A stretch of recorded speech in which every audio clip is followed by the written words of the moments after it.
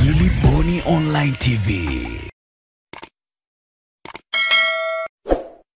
Waelimisha ni vipi watasimama katika mazingira hayo ili matokeo yaweze kuwa mazuri, waweze kupata viongozi ambao wametokana na ridha yao, viongozi ambao ni halali.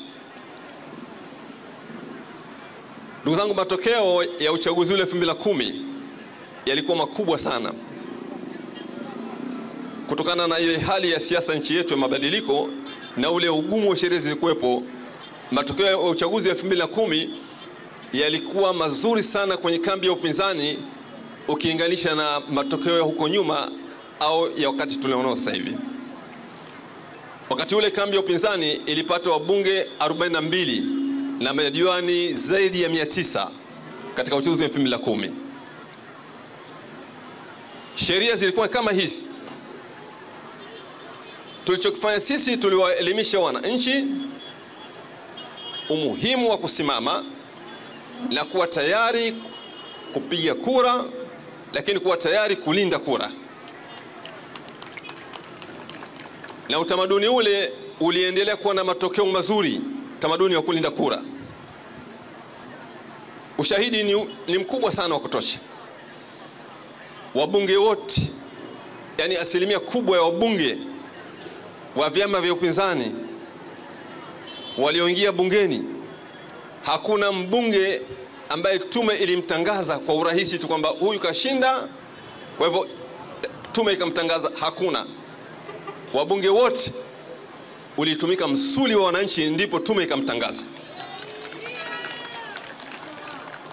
Halima Mdee Kawe haikuwa rais, alitangazwa baada ya wananchi kusimama, wakasimama kidete. Kwanza walilinda kura, lakini pia walilazimisha kutangazwa, akatangazwa. God bless Lema haikuwa rais, walikuwa hawataki kutangaza, lakini wananchi walijitokeza, wakapiga kura, wakalinda kura na wakalazimisha atangazwe na akatangazwa. Yani asilimia kubwa ya wabunge wote wa vyama vya upinzani, kanuni iliyotumika ilikuwa ni kulinda kura na kuhakikisha kwamba yule aliyopata ridhaa ya wananchi ndiye anayetangazwa. Ndugu zangu, miongoni mwa sababu zilizofanya ni shiriki moja kwa moja, na nikutangazieni tu, mimi nitashiriki moja kwa moja katika siasa hizi. Uchaguzi huu hatumtumi mtoto, tunakuja wenyewe.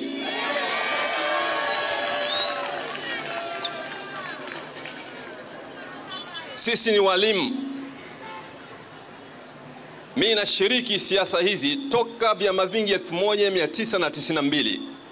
Nimeshiriki kwenye kuasisi vyama vya siasa, sera, lakini pia kuandaa umma, kuandaa vijana.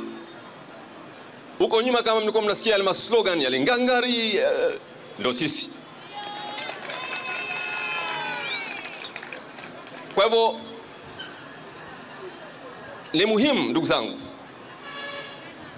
mapambano ya nje ni magumu sana. Lazima upambane ndani ya eneo la vita. Mapambano nje ya uwanja ni magumu. Mapambano muhimu ni ndani ya medani, ndani ya nchi. Unapambana ndani ya nchi, ndipo unapoweza kumtoa mpinzani wako. Lakini ukikaa nje, Kenya, huko Uganda, alafu unaendesha mapambano kumtoa mtawala alikuwepo ndani ya nchi, kazi kubwa sana. Lazima mbanane pale pale mlipo, ndipo unapoweza kumtoa madui yako. Ndugu zangu, nimegusia historia ya hapa ili itusaidie kama ushahidi wa kutosha kwamba tunaweza kabisa tukashiriki uchaguzi na uchaguzi huu wa 2025 na tukapata watu ambao wanaweza kwenda kwenye vyombo vya maamuzi, udiwani na ubunge, na ikiwezekana urais pia vile vile. Hili linawezekana kabisa kwa kutumia mbinu zile zile ambazo tumezitumia katika chaguzi za nyuma. katika sheria hizo mbovu, mbinu zile tukizitumia katika sheria hizo mbovu, lazima watatangazwa watu. Wale ambao wanaokwenda pale wanaosimamia wasimamizi, ndugu zetu polisi, wasimamizi wa uchaguzi, wale ni binadamu kama sisi. Tunaelewana? Wao ni binadamu. Ni binadamu kama tulivyo sisi. Inakuwaje ufike mahala ushinde kuelewana na binadamu wenzako? Mtaelewana tu. Sawa? Kuelewana tutaelewana. Hatuwezi kuelewana. Lugha tutatumia lugha ambazo za kueleweka, au sio? Kila mahala kuna lugha yake, ndio mnaelewana. Kwa hivyo tushiriki.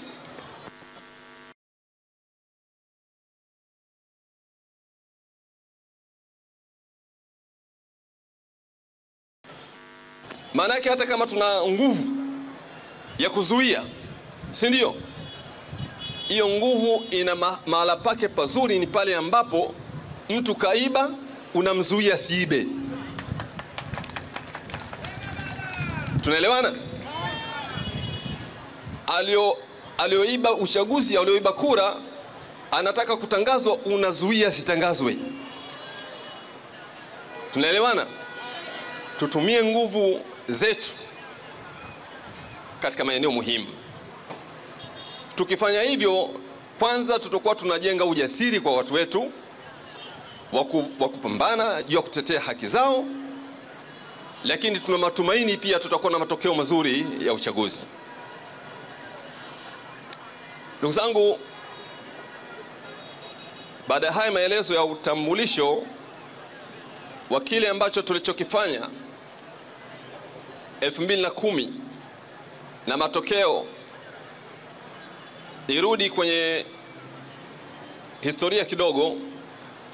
Kwa nini sisi viongozi wa dini tunashiriki siasa, na kwa nini labda mimi nimepitia kwenye chama cha ACT Wazalendo. Makamu mwenyekiti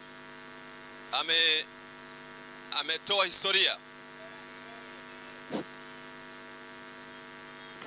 Makamu mwenyekiti ametoa historia hapa ya wazalendo huko nyuma